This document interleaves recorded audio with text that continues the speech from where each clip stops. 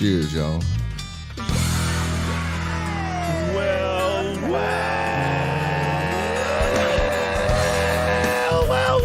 That sounds like a party. Welcome, ladies and gentlemen alike, to this fine radio program, podcast, and video extravaganza known worldwide as the world-famous Hi, Mom. Smokin' and Toastin'. It is a joy to be with you, my friends, as we are back for show number 257, and we are brought to you by MyCigarShirts.com. Halfway to 300. So MyCigarShirts.com. I'm wearing that. You got your tee shirt right on now. today. I love You got that. yours on. We are Yes, like full. we're like full I sponsored got now. the hoodie on, and this is, this one is like really understated. It doesn't have a snarky saying on it. It's just got the cigar logo and because cigars. Yeah, which is very cool. So you can get these and a number of other really cool designs at MyCigarShirts.com. Awesome. Find them on the web for cigar lovers and for people who are buying gifts for cigar lovers as well. Getting to be hoodie season around here, too. MyCigarShirts.com because Cigars. Yes, sir. So show number 257. Ian, I have to say, as much as I love having guests on the show, sometimes I really look forward to the shows where it's just you and me. Something about just drinking with you is fun. Yeah, I like to drink with me all the time. Yeah. Well, see, you know what I'm talking about then. It makes all the sense in the world. So today we're going to talk about a number of, I think, very interesting and exciting things, including a list, because you know I love lists, a list of the most underrated whiskeys in the world. In the world right now. Yeah. So that should be interesting. Underrated is always that's a list I'm really more curious about than just a list of the best. Because underrated probably means they're underpriced, and and I love being able to get there's something in whether it's cigars or whiskey or tequila, whatever it is. There's something awesome about being able to get something that you feel like, wow, this could have cost a lot more, and I got it. It's. I think women experience this when they're clothes shopping. When they find find the bargain, when they find that bargain, they go, "This is not only something I really like, but it was on sale." So it's a similar thing, I think. So anyway, I'm looking forward to this list. I'm also looking forward to our beers today. We have, to start off, we'll have a beer from Elder Pine Brewing in Gaithersburg, Maryland. And that's all I can pronounce correctly. It is, I believe, called Ji-Biru. I'm wrong already. It's Ji-Biru. Ji-Biru? Ji-Biru. Ji-Biru. And you think, okay, that's an interesting and creative name, and I'm sure it means something, and I don't know what that is. But at least I'll be able to pronounce what kind of beer it is, right? No. It's actually, I may get this right. It's a Foeder-Aged rice lager. Okay. Did I say Foeder right? Do you know what Foeder is? I'm not entirely sure what that means. I don't either. We'll have to rely on Stark or Wiki Brian on our that fact-checking department. I was just laughing at the comments here. Chris Stark's like, he puts, first of all. Chris Stark or Bruce Stark? Chris Hart, sorry. Chris Hart, sorry. Yeah. He said, "Who's the guest?" And he goes, "I'm going to be pissed." Uh-oh.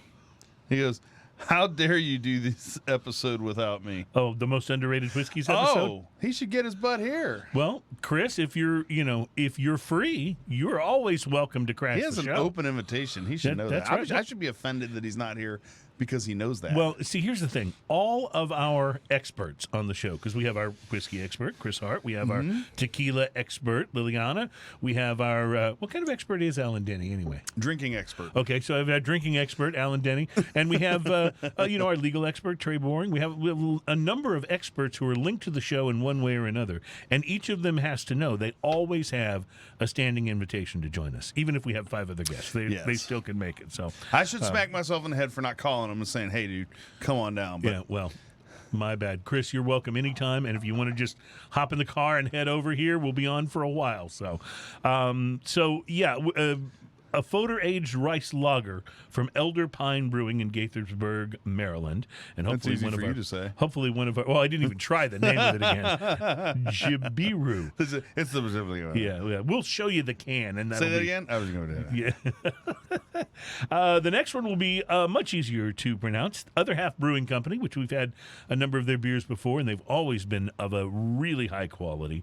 We'll be doing their Space Diamonds Imperial IPA, and then in from Hoppin Frog Brewing Company. We've had Hoppin Frog. We've had, yes. Yeah, we've had Hoppin Frog. Today we'll be tasting their Repeat. It's an American Imperial Brown Ale. Okay. Care to take a guess at the ABV? Sounds interesting to me. If it's an Imperial Brown Ale, it's got to be in the 10% range. Try 15. That sounds awesome. So I'm going to go ahead and call an Uber now. So, just be aware. In fact, and you'll see this when we get to that on the show, but apparently it's so potent that they put it in a smaller than 12-ounce can. So I actually have 2 of the smaller than 12-ounce cans. I think like when you buy Meridsu, it comes in like an 11.5 or an 11.2 or something like that. Yeah, that's what these are. They look like a tall juice can. Is what they look like, So anyway, looking forward to that. And then Ian brought something from his collection today. The how do you pronounce this whiskey, Ian? KAIYO? KAIYO? I think that's how I pronounce it. KAIYO. KAIYO, right? Because it's got a K in there. No. KAIYO. There's no second K. It's a Japanese whiskey, obviously, and I'd like to point out if we can get a shot of it because it's spinning on Mr. Twirligig here. I'd like to point out that you know how I am of the practice when I bring in a spirit for the show, of taking the wrapper off the top, the cellophane, sure that, and clearing there's the neck of the cellophane bottle cuts on the show because I see that you've gone. Even more, you've been even more thoughtful. You've not only cleared the neck of the bottle, but you've cleared the first 2/3 of the bottle. Well, so this bottle was a gift from a friend of mine, and I figured I hadn't brought it on the show because it is actually a little deficient of some product here, which is not totally bad. But this was a gift from a friend that I go. We sometimes will play Cards Against Humanity or watch movies and talk about stuff. He lives right around the corner from my house. But him and his wife bought this for me. Nice. I don't even know what I did something nice. I can't remember what it was. You must have been, because Japanese whiskey is not necessarily inexpensive, my friend. No, and they just randomly surprised me with it. They're like, "This is for you," and I was like, "That sounds awesome." And then of course we got into it that night. So what you're looking at is one evening's worth of demolition on that bottle, and I've been kind of saving it. I appreciate though your thoughtfulness in making sure that we don't have an easy opportunity for spillage. Right. It's always good to know. Also on today's show, a lot of beer bars are endangered these days. They are struggling to stay afloat because of the increased competition from actual brewery tap rooms. And so there's a little report on that we'll share with you. And if you have a favorite beer bar, for me, it's probably like Flying Saucers here. Flying Saucer's pretty good. Yeah. I go to the New Potato a lot. I have a few New Potatoes. Few kind of favorites. They're a great little bar. I don't know if would you consider them a beer bar? Well, though? they got like how many 25 taps. That's a lot. Like that. They got a bunch of tabs. It's like 20-something, 25 tabs. But they have a reputation though of just being a great watering hole, great spot. They're not so much thought of as just when you think of like Flying Saucer, you would think of they're a beer bar. Even though you can probably get other things. Well, yeah, Flying Saucer to me feels more like a restaurant, though. Well, that's true. So I don't know. Maybe we're drawing the lines in weird places on that. That's probably true. And then I have I'm so excited to peruse this list. I have a list of the most popular beer in every state. So won't that be interesting? Like what it tells you about each state. Is this the Yuengling versus Shiner list? I don't know. We'll see. We'll see what happens. But like every other state is Yuengling, our state is Shiner. Well, no. I would be surprised if Yuengling's not the most popular beer in Pennsylvania. Yeah, at least in some states. But I don't know if in a whole bunch of other states it would. Speaking of Pennsylvania, I got some family coming down. I believe that I'm going to send some money for some Weyerbacher. Oh, Weyerbacher, yeah. Well, I'll look those forward guys to, make amazing beer. I'll look forward to you maybe bringing a little bit of it on the show. I'm going to talk to my brother-in-law. That sounds good. Also, a list of new cigars to watch for, and drinking news. Do we have a teaser for drinking news? I believe we do. What is the headline, sir? The headline is Blocking Spam and 911.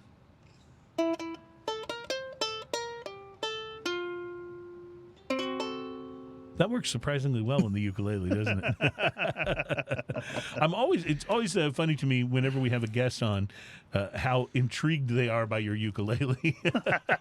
Wow. When I walk in with the ukulele, they're funny. I got a little bit of news here. Last week, actually, it might have been a week before last, or right before the last show, I got a package in the mail. Yeah. And it didn't have a name on it that I recognized, but it was from Michigan, so I had a sneaking suspicion. Mm-hmm. And when I opened it up, there were cigars in it. Oh. Which I thought was pretty fantastic. From your relatives, or? No. From OnStark. Ah, from Bruce Stark, our buddy in Michigan, yes. Now, I was supposed to bring you half of this package. Yeah. But then I started thinking about that Isle of Fiji rum. I knew you were going to bring that up. I knew it. Oh, that's hilarious. From OnStark. So what is the occasion? Is this just Bruce sharing the love? Or? You know, he can respond on here, but I think this is just having some fun and sending us out something he knows we like. So he sent us 10 cigars, and it was 2 of each AJ Fernandez sampler. Oh, wow. And so this is immediate fanboy love right here. Yeah. Because there's a New World in there, which is a very, very full-bodied cigar. Not quite as full as a Diesel, but it's big. I already smoked mine. And as a matter of fact, I have 2 cigars left. And then there's the Enclave, which is great. There's the Dias de Gloria, which is a real, almost like a Cuban-style cigar. There's the... it looks like the Cameroon selection of New World, which is completely different from the regular. It's very spicy, but not as full. And then there's the Bella Artes, which is like a chocolate bomb. Mm-hmm. So, wow. Well, thank you, Bruce. That was a very, very kind offer. He posts happy belated birthdays. Oh, well, that's very nice. Gosh, I'm when you get birthday gifts from me, this is more cigars than most cigar reps leave with us. You know what I mean? I mean, that's Bruce. That was very nice, awesome, and it was very awesome, and it came at the right time. I smoked like 3 of mine already. So, did you smoke anything interesting this week you want to talk about on the show? It's funny you should ask, because I actually did. I sat down this morning on my patio. Man, the weather outside. Oh, it's beautiful. A little windy today. I thought about going up to Casa like I usually do, but I was like, it is so nice outside. And I've got fences around my yard, so it's not too bad. It was a little windy, but not bad enough to interrupt the cigar so much. And I dug around in my humidor, and I found a Havana City Hotcake. Havana City Hot? I'm not familiar. Havana City Hotcake. So I have a friend of mine that we split cigar buys sometimes, and this is one of those in there, and I had 2 of them in my package, and I smoked one about a month ago. Okay. And I was like, man, that hotcake's pretty good. So I decided to pull the second one out and use it as my review. So the Havana City Hotcake, from what I could gather from it, the size I had was a 5 5/8 by 48 Corona Gorda, they call it. It's a Mexican San Andreas wrapper, Nicaraguan binder and filler, made by Aganorsa Leaf. Although when I kind of looked, all sounds good so far. When I kind of looked around, I looked at Half Wheel, and he had a different size. I think it was Charlie that did the review. He had a different size, and his was made in a different place. So there might be that some sizes are made in one place, some are made in another, or maybe someone's information's mixed up. Yeah. But it's hard to tell. I would probably lean towards Half Wheel on the information, they're because usually pretty they're sharp. real solid. Yeah. So. But anyway, the appearance on this, single gold band over a leathery, toothy, somewhat veiny wrapper. Not a super pretty cigar. Okay. Like, it's got kind of a rough appearance to it, but not really in a bad way. Just not like a really refined cigar. It's not like when you pick up a Padron Anniversario and it's just smooth and uncrinkled. Yeah, it's not like that. I find that the cigar review sites use the term rustic. I don't know if it was totally rustic, though, because rustic usually means it's a little more lumpy. This wasn't lumpy. It just kind of had a rough texture to it. A rough exterior. Just kind of a rough So do you, but exterior. people like you. So, there's that. I have a gruff exterior. That's right. So the dark chocolate in color, not very firm overall. It was a little bit soft overall, not lumpy soft, but just kind of soft overall. The pre-light sniff, I got classic tobacco, barnyard, hints of coffee and pepper. Not a whole lot going on past that. That's but quite that's a bit enough for a sniff. Yeah, that's enough. The initial light on this. I'm sorry. The pre-light draw on this. It used a punch. It had a medium draw on it. A little bit of a tightness to the draw, but not enough to matter. Pepper and coffee with earth and hay kind of as a background. The initial light, blast of earthy pepper and cayenne. This was spicy right off the bat, buddy. Blast of earthy pepper. Yes, earthy pepper and cayenne. Spices settled down real quickly, though. Within just a few puffs, left tangy pepper and coffee. So it was essentially your basic Nicaraguan pepper blast that settled down like so much. Well, it was like the so many Nicaraguan pepper cigars blast, but it had a little of that kind of cayenne spice to it. You know, it kind of hits you kind of way back on the outside of the palate. And lingers a little bit. The first third of this robust flavors immediately places stick in the full strength spectrum. Probably on the low side of full strength, but definitely in the full strength spectrum. So not Fisher Price my first cigar. Let's see, spicy pepper with a hint of cayenne is surrounded by bitter coffee and oaky wood notes. Underlying sweetness is present. I couldn't really put my finger on the sweetness on the beginning of the cigar. The pepper was so big on this at the beginning that I didn't get a lot of the more subtle flavors going on, but I could tell that there was some there. I just couldn't pin them down. Underlying sweetness is present. Retrohales, pleasant pepper, and wood. That wood is real important there because I didn't get a ton right off the first... right off the initial light on this, I didn't get a ton of the wood, but man, the first third of this started getting a lot of that oaky wood kind of notes, and that retrohale was huge. It was wonderful retrohale. Somewhat flaky ash, great burn. Did not drop it on myself. Nice. The second third of this, the pepper backed down a little bit, leaving more subtle flavors to emerge. Coffee is still present. Oak and fresh cut cedar were right there. It had that oak dryness, but it had that real pleasant fresh cut cedar right in the front of the palate. Mocha and brownie batter with a touch of licorice is what I was picking up on this. Your palate is really, I mean, to be able to pull all that out of a cigar, seriously, that's, I know sometimes we have guests come in that are not as, big into cigars perhaps as you and I, or maybe they smoke them occasionally. They're always amazed at what you're getting flavor-wise in your description of cigar. I sometimes get the feeling they're looking at me going, wow, he just wrote down words. Yeah. words. Lots of words. Blah, blah, blah, blah, blah. So the licorice was interesting because I there was something there and I wasn't sure what it was, and then it kind of dawned on me.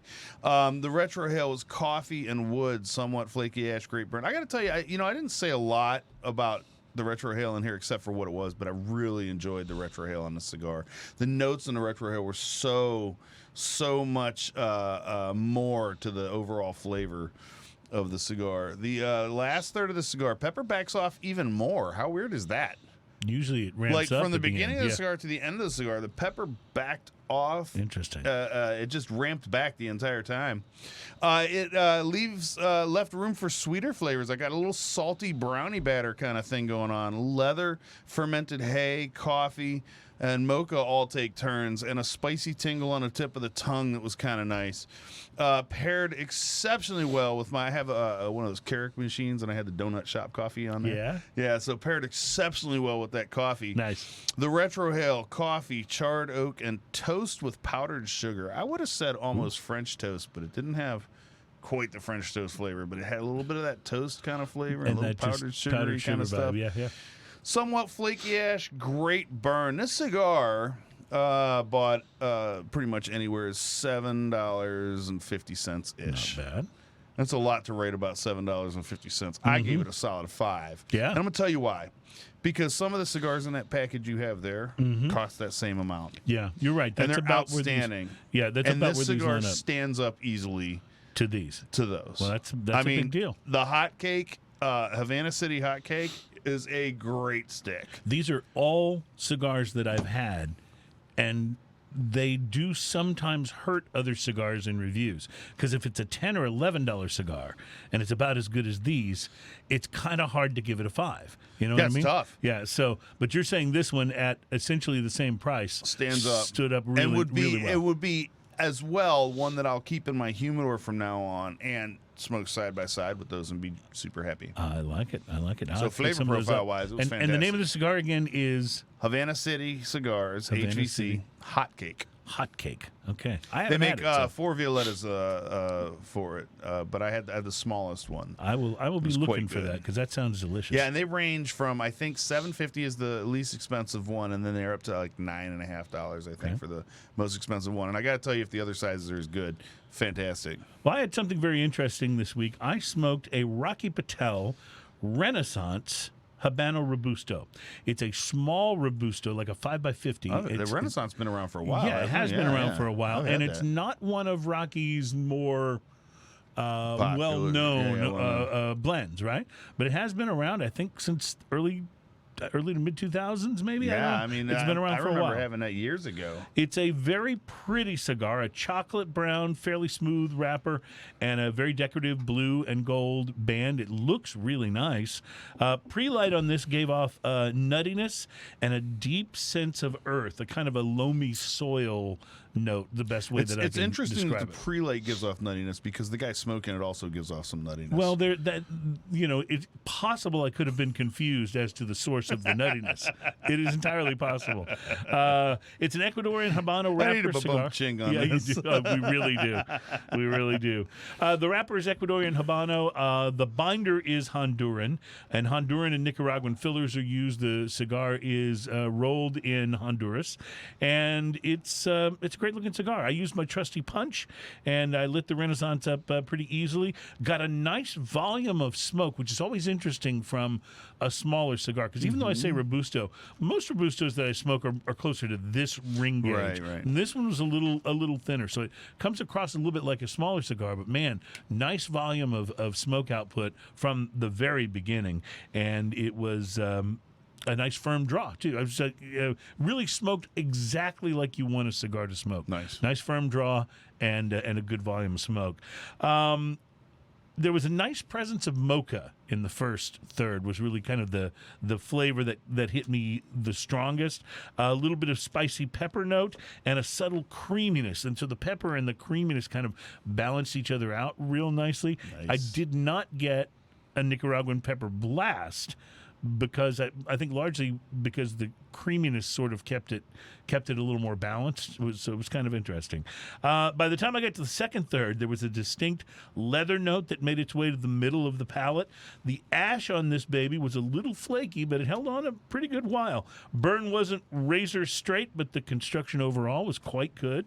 By the final third, the cigar had actually mellowed a little bit, kind of similar to what you were talking about with the pepper. Just slightly, and in the most wonderful way, by the way. When I say mellowed, it wasn't so much that the strength backed way down. It was just that the flavors all just seemed like they just really came together. Kind of like lasagna the next day. Yeah. Oh, that's a perfect way to put it. Yes.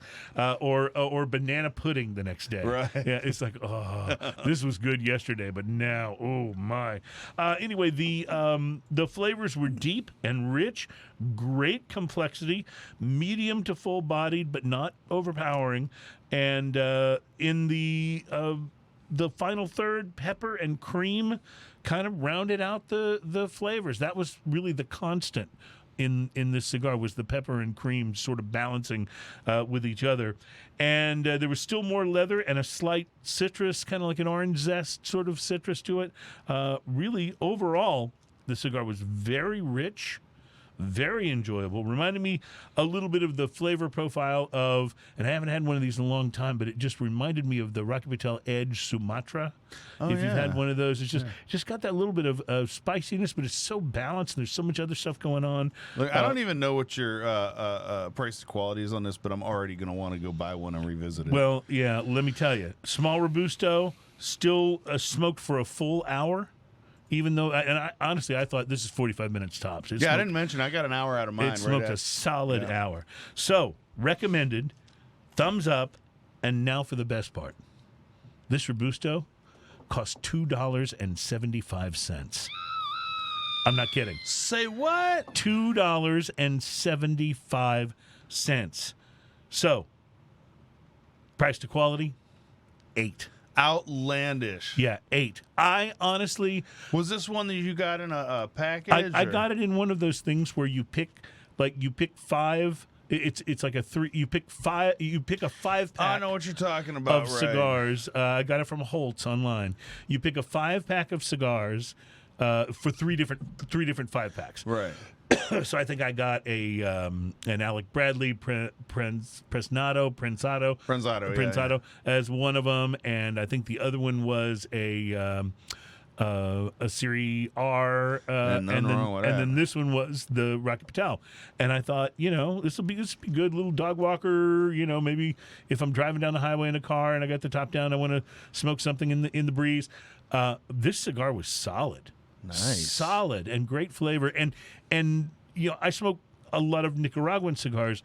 The shift to a Nicaraguan and Honduran, just that slight flavor shift from the Honduran tobacco was really nice. It's kind of like the difference, if you remember what the JFR cigars, that Honduran earthiness is just different from Nicaraguan tobacco. Anyway, great stuff. It's an 8. That Asylum Go series. find these. You may have a little bit of difficulty finding it, but I know you can find these online at a number of places if you can't get them from your local tobacconist, because I don't remember seeing these in any of my local tobacco shops in a while. It was one of the reasons I picked them up in the 5-pack, because I don't think I've had one of these in forever. So anyway, highly recommended. Okay, let's take a break. We got a lot to talk about. We got whiskey to taste, and we got some very interesting beers on the way, including one that I'm glad we're going first with it, because then I won't have to keep trying to pronounce it for the entire show.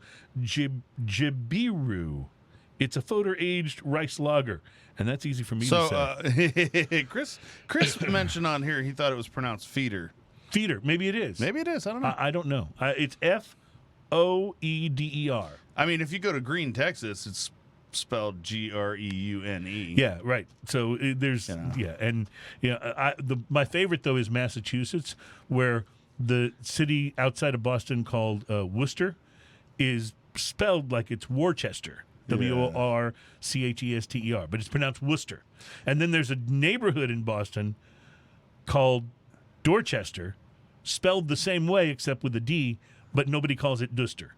It's just Dorchester. Well, so you know, in California, it's Rodeo Drive. Yeah, and San Pedro. And if you're in Austin, you go float on the Guadalupe River. Yeah. But you drive down Guadalupe Street. Yeah, see, do not say Guadalupe Street, because they will look at you like you're an alien. The world is full of strange mysteries, and we'll explore more of them, including some either Foeder or Feeder-Aged rice lager. OnStark says pronounced Foeder. Foeder. Well, there you go.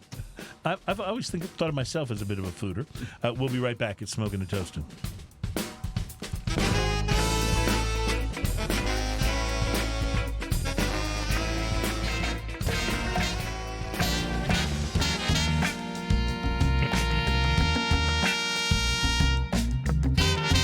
Welcome back. It's Smoking and Toasting. This program is all about craft beer, fine spirits, and hand-rolled cigars, which we have a nice little assortment of here from Bruce. Thank you, Bruce. That's very, very cool of you.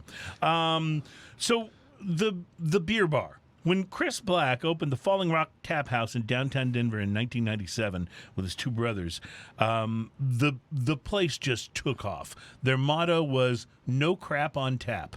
Nice. That's a great motto, isn't it? No crap on tap. And they basically grew to include 94 rotating drafts, showcasing America's blossoming craft beer scene.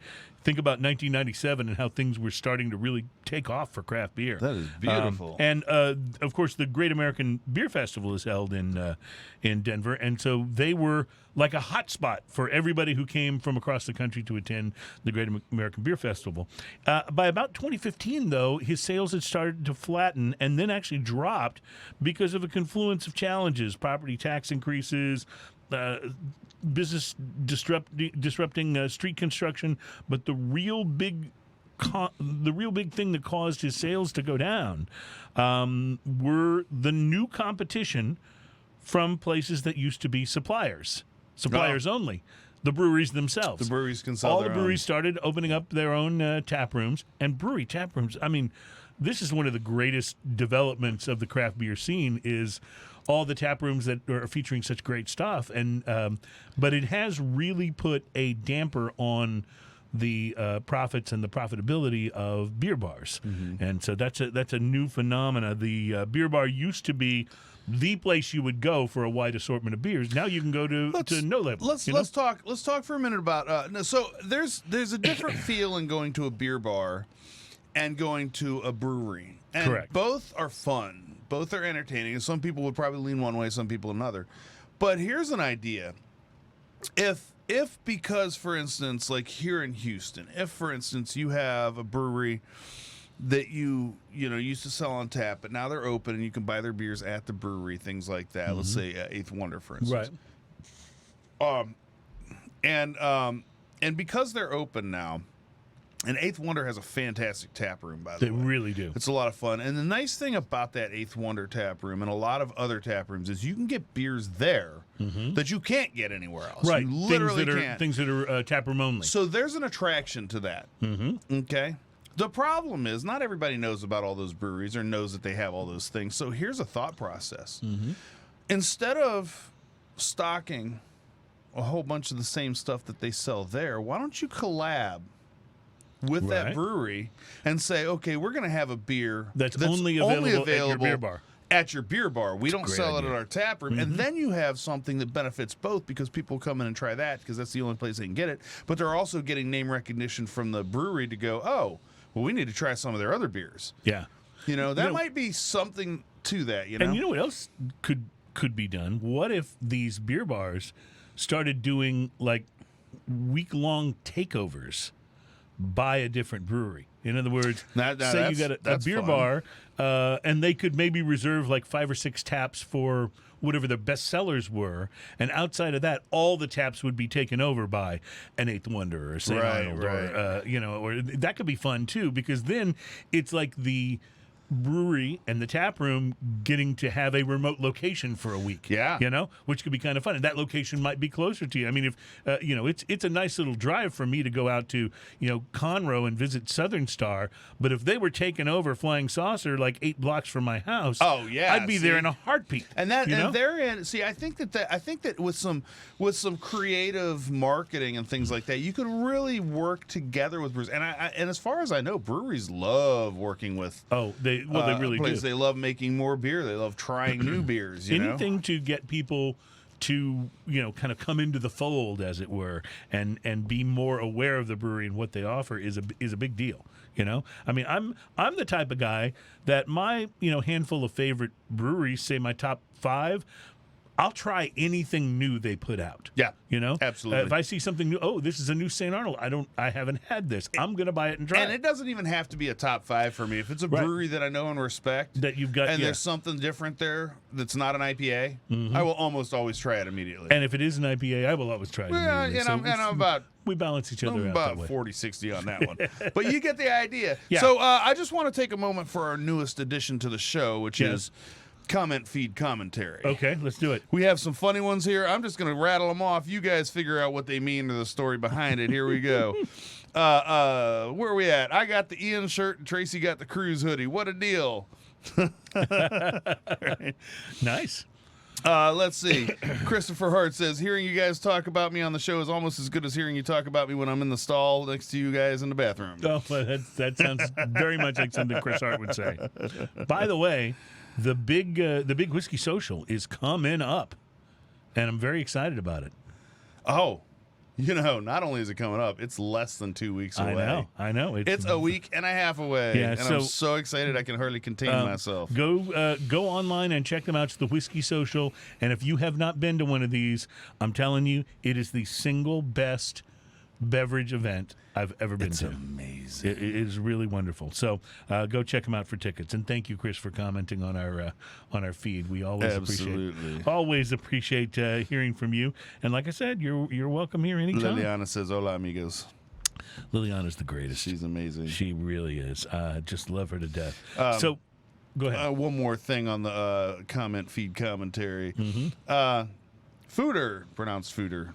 So it is pronounced Foeder. That's what we got from OnStark. Okay. Is the Dutch word for a large oak tank where beer is fermented. The French call it Foedre.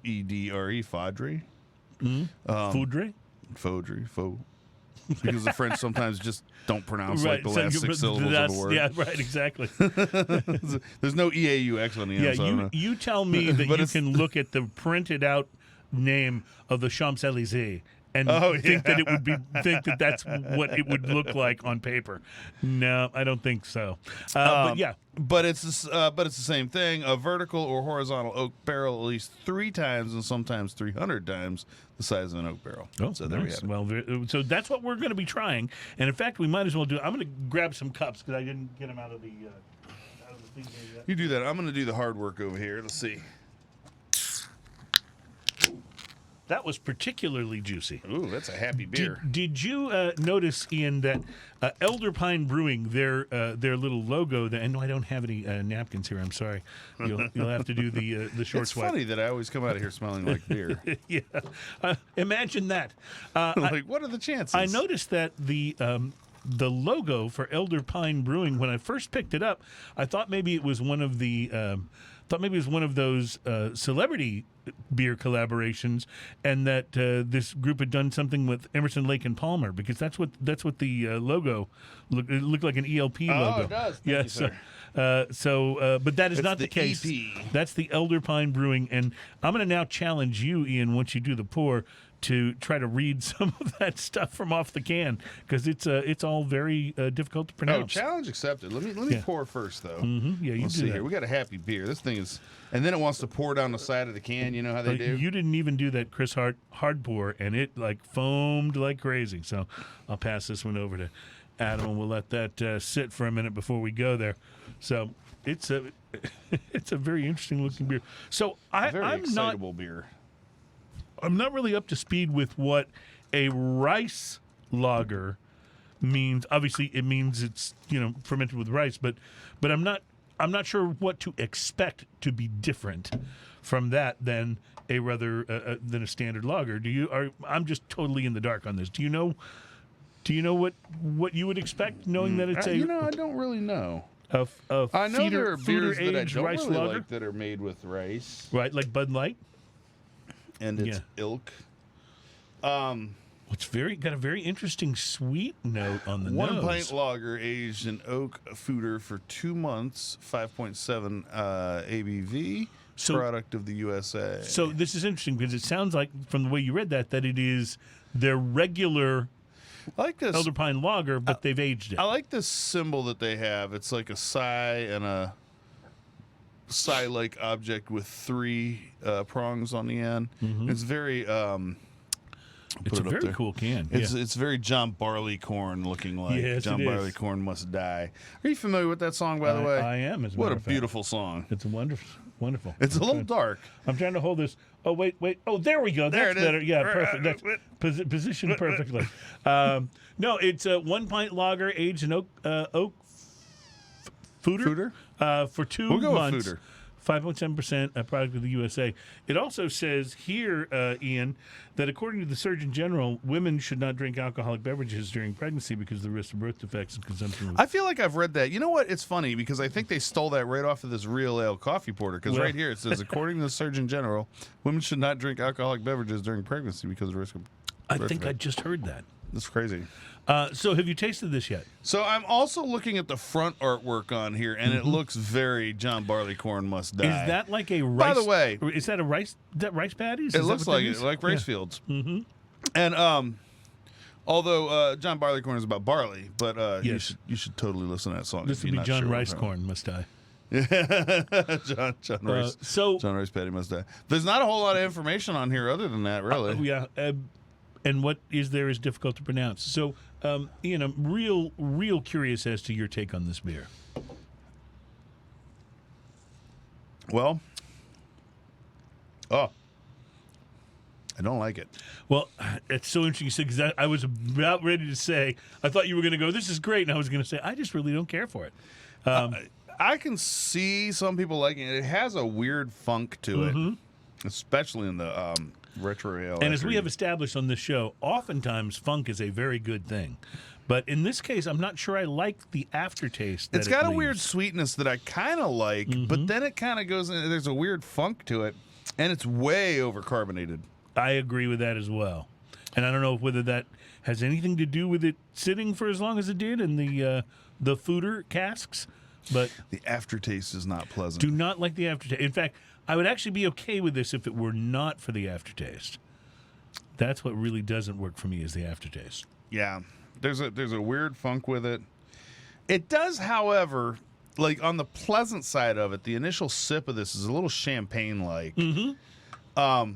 And that part of that is because of the carbonization of it. But I don't know. I mean, I'm sure there's somebody out here that's going to like it. This is to my palate. I'm not really happy with the flavors. It's one of those beers that I'll go, I'm really glad they did it. I'm really glad I tried it. But I don't think I want another I one. can appreciate wheat beers, too. Right. But don't go buy them a lot. There's just not a lot of them that I go, I have to have it. I will tell you, though, there's the exception. The Live Oak Hefeweizen. Oh, that's great. Is unbelievable. Yeah, it's really, really great. Well, I'm glad we tried it. This is one of the great things about doing the show is I don't know if I would have bought a beer like that if it wasn't for thinking, oh, this might be interesting to try on the show. So it kind of pushes you to try other things, and that's the first half of the palate on this is very pleasant, and then it just gets weird to me. Agreed. That finish though, that aftertaste is not what I'm looking for. I'm looking for that crisp lager. It's not thing. A beer aftertaste either. No, it's not. It's not a beery aftertaste. It's not hops and it's not malt. It's rice, I guess. I don't know, but maybe I like maybe that is the rice. I don't know. I like rice. I like rice on its own. Yeah. Well, all right. So that's very interesting. I don't know what to think about that. But Elder Pine, a very respected brewery. It's not like they're It's not like they're a brewery that makes bad beer. No, and this may be, and again, this could just be my palate. This may be an exceptional sample of example of what it is, but it's not for me. Oh, I got to tell you about this, by the way, before we take a break.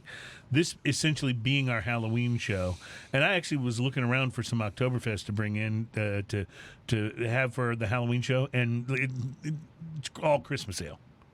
You can't even find Oktoberfest anymore. I haven't been to the store this week. Is Christmas ale out? Yeah, St. Arnold Christmas ale is on the shelf. Well, all right, I'll be back in about 40 minutes, okay, all right? I'll see you good. later. Sounds good. No, I got to tell you, it's kind of like decorations, It's not Halloween yet, and the Oktoberfest is gone, and the Christmas ale is out. So I don't know. I don't know how to feel about that, but I guess they want it out so they can be, fresh for the right time of the season. So I did not pick up any Christmas ale, but I of course will be doing that shortly. Anyway, with this being our Halloween show, for all intents and purposes, I thought I would tell you about America's most haunted cigar bar. Love it. Appropriate for Halloween, right? It's a Milwaukee spot that is called Shaker's Cigar Bar, and it's in the Walker's Point area of Milwaukee. The building was built in 1894 as a cooperage for Schlitz Brewing. Okay. So there's a haunted mansion, supposedly haunted mansion in St. Louis called the Lemp Mansion, and the Lemp Mansion was the family home for the Lemp family who brewed Lemp beer, which was later rebranded Falstaff. Oh, wow. So there's something about breweries and brewing families and hauntings that may be a thing. So anyway, Prohibition hit after this had been a cooperage for Schlitz Brewing. And when that happened, the Capone brothers, Al, Frank, and Ralph Capone, took ownership of this building, according to a tour guide there. That's when it operated as a speakeasy, and then the top two floors were a brothel. So, well, yeah, you got to maximize your space. Yeah. Drive by at night, there was no mistaking that this place is embracing its reputation as haunted. They've got it lit up purple with ghosts in the windows and on top of the roof. The basement is objectively creepy. It's dark, obviously old, and has cobwebs everywhere. It was a secret hideout and meeting room for the Capones. So you got to figure, it's probably a life or two lost in that building. And anyway, it's very, very interesting. Check it out online. It is the Shaker's Cigar Bar in Milwaukee. It's definitely worth checking out. There's pictures of their Halloween decorations. I don't know exactly how you feel about ghosts, but believe in them or not. Some people do. Some people very strongly believe in ghosts. Some people don't. And some people watch those crappy TV shows, Ghost Hunter stuff, where where they just have like creepy sounds and spooky camera angles, which, by the way, that's absolute crap TV. Like, I don't care if you believe in ghosts, that's crap TV. Yes, like to the absolute extreme. But one of the things I've found about myself is, even though I've been in reputedly haunted places, I've heard creepy sounds and you know, cold things brushing by you, those kind of things. All that. I have never once in my life felt like I should be afraid of a ghost, because I have never once in my life been bitten by one. Well, that's good to know. So, ghosts, maybe. Afraid of them? No. My take on it's actually pretty simple. If ghosts are real, why do these so-called ghost experts have such a damned hard time finding them on those shows? Because they never actually show you a ghost. Never. You can watch them for hours. That's such crap TV. It's just terrible. That is the worst TV. It's just terrible. It's worse than that Honey Boo Boo thing, I think. So. And that was about as bad as it got. You know, I managed to never watch any of that. You are a smarter man than many. Okay, we got to take a break. We'll be back. We have a lot to do still on the show, including our list of the most underrated whiskeys in the world, plus the most popular beer in every state. And drinking news is still on the way. We'll be right back. It's Smoking and Toasting.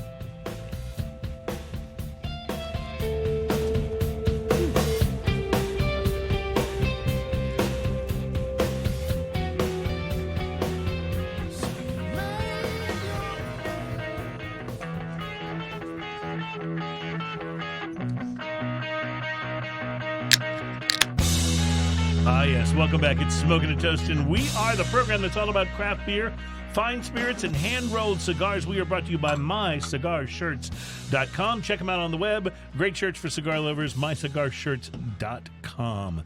And they were sponsored the show. We appreciate you supporting them because they support us. You mentioned, Ian, during the break that we had some interesting comments rolling commentary in. Yes. Coming right up to you. So, OnStark says, like American-style lagers, Japanese rice lagers are brewed with rice in addition to barley, and the grain mix rice provides fermentable sugars for the yeast that produce alcohol while keeping the beer light in color and body. The mouthfeel of rice lager is crisp and refreshing with a generally dry finish.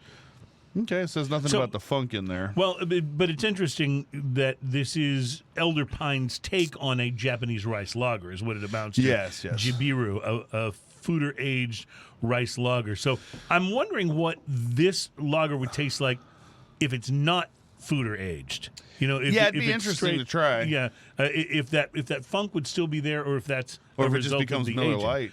Right. Well, it could be, but it could be. That was a bad joke. It's definitely got flavor to it. You know. Blake says Klaus Brewing consistently has Oktoberfest in Mars, and that is true. Klaus Brewing is a brewery in the north section of Houston, what we call Cypress area, and they're all their beers are very German. Yes, we've been working to get them on the show. Anything outside of German, and they are fantastic. Yeah, I've been there a few times. Working on getting them on the show. So excited also, about that. last thing, Lockraft is said to be haunted, and he says, "I ain't afraid of no ghosts." You know, Lockraft. I was just there the oldest bar in a month Houston. or so ago. Oldest bar in our city, and it's still awesome, and you still have to remember to take cash. Oh, really? And I never have cash on me. I was glad I was there with my wife. You know, she had just enough cash to buy us both a beer. I almost always have some cash. Yeah. I try to keep some cash on me, even though I'm really there bad are places now that literally won't take cash. They refuse it. I know. I went out to a show out at the Smart Financial Center not too long ago out in Sugarland, which is a great place to see a show, by the way. Yeah, it's a great room. What a wonderful room. But their parking, you know, it's like $15 to park. No cash accepted. You either have to prepay or you have to have a card. It's you great. know, it sucks that you go to a place that has no other option than to park there, because there is nowhere else to park. Yeah, at Smart and it's Financial. $15. There's no street parking. It is literally out in a field, out in Sugarland. Yeah. The next place to park is one exit down, and by the way, the exits are about a mile apart. Yeah, in it's not Houston. like you can park one it and exit walk it. down in the park. Where I go mountain biking from time to time. Yeah, you just gotta plan on paying, because there's no other option. Yeah, They no. got You need to factor that in with every ticket. And $15 to park. That's kind of monopoly money right there. Well, if it was a downtown parking lot, $15, okay, you expect that. But this is Sugarland. Yeah, but there's nothing downtown but there's open a field. chance. There's nothing but open field everywhere around. Downtown, there's a chance you can find parking that won't cost you.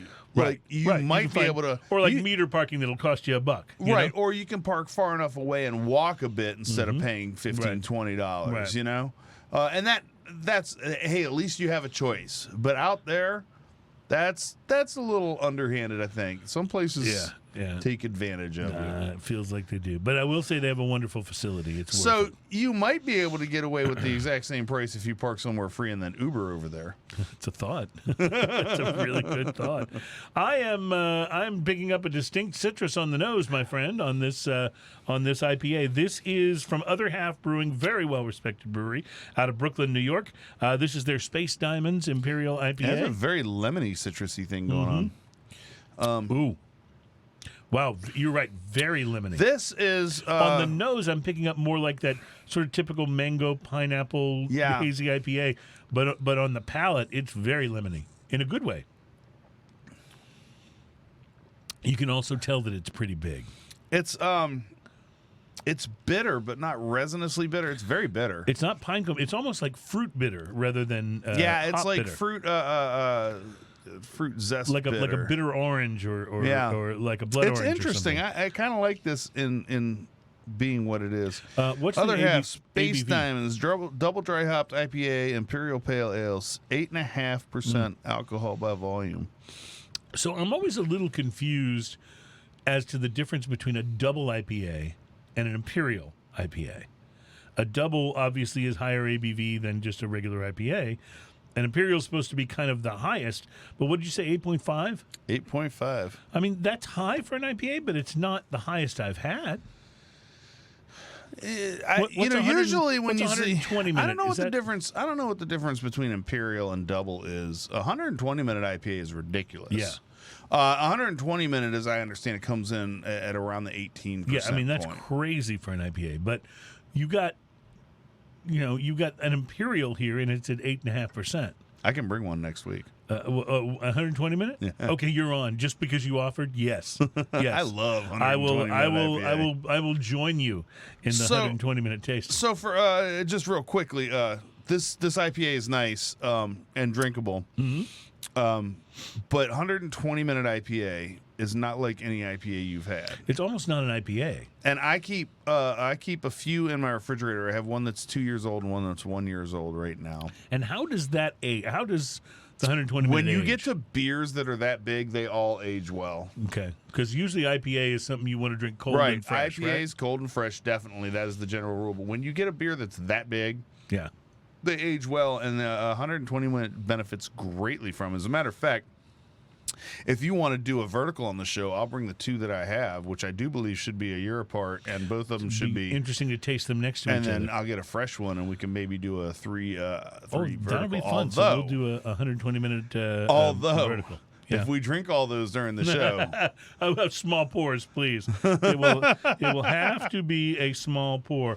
Well, let me look at the dates on what I have and make sure that I have 2 years separate. But I know I have at least a year on some of them. So let's do that in 2 weeks, which will be on Veterans Day on the 11th of November. And the reason I say that is because next week, Omar with Mountain Fork Brewing will be joining us on the show.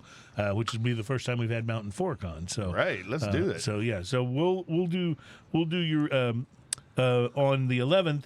Joe Breda with Old Humble Distilling will be with us, and I know he will enjoy doing the vertical with us. Joe is so much fun. He really is. Looking forward to that. We got a lot of very interesting guests coming up in the next several weeks. Tom Painter with No Label is coming back. They've got something new that he's really excited about. So awesome. He's coming on to bring us something new. And then before we know it, we'll be enjoying a visit from Michael Duckworth from True Anomaly Brewing as well. So a lot of good brewing guests coming up on the show. Very exciting. All right. I like this IPA. Do you like it? I do. It's not something I would drink a whole bunch of at a time, I think, but, I'm not the IPA guy here. It's nice, though. I like it. It's got a weird Christmas to it and a weird bitter to it that I kind of enjoy. Did you say it has a weird Christmas? Yes. You mean crispness? That's what I said. Christmas. Oh, I thought you said you had a weird Christmas. No. Oh. A couple of weeks ago, we had a weird Christmas on the show. Yes, we did. And I have a feeling we'll have a weird Christmas before the year is up. So, all right, we take a break. We'll be right back. Drinking News is on the way. Plus, in our next segment, we'll kind of bear down a little bit into this most popular beer in every state. So I'm looking forward to sharing that with you. Yep. We'll be right back. Smoking and toasting. Smoking with the guy.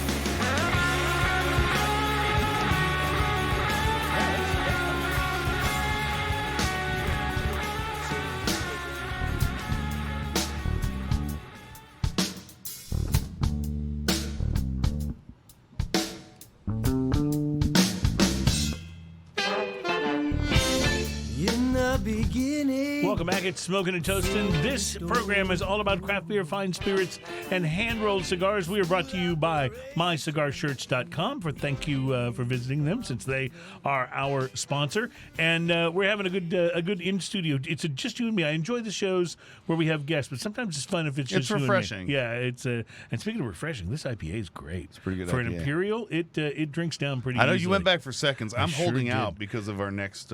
Oh, we're going whiskey next. Yeah. And then you gotta remember this Hoppin' Frog Imperial Brown Ale is like 15.5%. So you're gonna, you got to save a little. I'm inclined to like that even before I try it. I have a feeling that you will. It's Imperial. It's brown ale. It's 15%. I like all those things. Let's see how you stack up against the average, Ian. According to the World Health Organization, United States residents not only drink more beer than any other type of alcoholic beverage, but the average American drinks 28.2 gallons of beer each year. How do you figure you come out on that scale? 28.2 gallons. Well, let me be honest. Drinking beer is something that I do. Mm-hmm. And to get good at anything that you do, you really must put in the time and effort. You're right. Practice. You don't want to just loaf. It's important to move forward and be strong. Now, let me ask you this question: how do you answer the question when you're going in for your doctor's checkup and they ask you how much alcohol you drink? I tell them a couple beers a night. Yeah. That's generally what I say. Because it's generally average. There are nights where I don't drink beer, and some nights I drink a beer. Right. Some nights I drink more than a beer. I leave out the whiskey and then the there's tequila. Thursdays. Right, the show day, exactly. It's so ridiculous, show day. We and not only is it Thursday, but it's day drinking. We're doing the show in the afternoon and putting it down. I've said this before. Before we did this show, I could count on two fingers how often I would drink during the day in a year's time. And I just generally didn't do it because not for any other reason than, generally when I have a couple drinks and stuff like that, I got about a 4-hour window and then I'm but I had to learn to pace myself once we started this show. Well, I will tell you this. I am absolutely not at all inclined to have a stigma about what time it is when I have my first drink of the day. So for me, it isn't about what the clock says. For me, it's about what I still have to accomplish.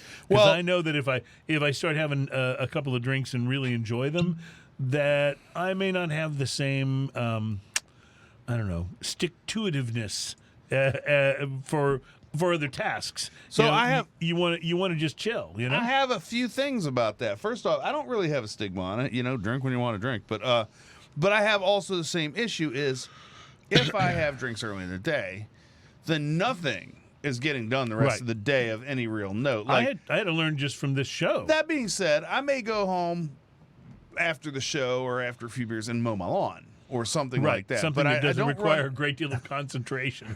Right. I can't go in my workshop and run any power tools. I'm not going to do anything. You're not building any guitars. Yeah, I'm not doing anything like that. So I have to also take that into consideration, and I do that in the evening too. Like if I have some guitars to repair or some work that needs to get done, I just can't have beers until after that. Exactly. And I will not run any power tools outside of like a sander if I've had a beer. That's a hard rule in my workshop, and it's just 100%. You think you're topping the 28.2 gallons per year? Topping it? Yeah, you think you're going above that? Yeah. I think you and I are both above it. I'm going to guess. Yeah, I think you and I are both above that. Because if that's an average, I got to figure, even just based on coming in here and doing every Thursday, we're probably. Yeah, right? The cups are small, but hey, there's a lot of small cups. I'm just saying. In a year's time, that's a lot of small cups. I took a friend of mine to a whiskey, a Scotch tasting event one night. Yeah? And they gave us the tiny 2-ounce cups, right? And there's a line at a half an ounce on it. So this is how much you get for each taste. And then they gave us like, I think it was 14 tickets each, like with the cost of this. It was $50 to get in. And I remember him grumbling and going, $50, and all I get is just these little bitty pours. I was like, man, trust me, don't worry. Yeah, you're gonna be just fine. So we're halfway through our tickets, and he's starting to realize, oh, this is actually okay. And we're sitting outside on a patio at this event place, and I'm smoking a cigar, and I feel a tap on my shoulder, and the lady on the bench behind me turns around and goes, hey, me and my husband are about to leave. Do you want our tickets? Oh, no. Needless to say. I'm just saying, it's a good thing we Ubered there. Yeah, no kidding. We couldn't even give away the tickets. By the end of the night, we had so many tickets, we were just hammered and having a great time. Years ago, I was on the radio in San Antonio, and I got asked to come be a judge for one of those food festival things, where all the restaurants bring, come and do a booth, and they make their signature dish and some sort of signature cocktail or glass of wine or beer or whatever. So I get down there, and there's radio personalities from several of the different stations, and they're handing them clipboards. Okay, sir, you're going to be doing the desserts. You'll be judging the the entrees. You'll be judging. Well, they get to me. I'm last. They get to me and they hand me a clipboard and said, "And you, Mr. Cruz, you'll be judging the alcoholic beverages."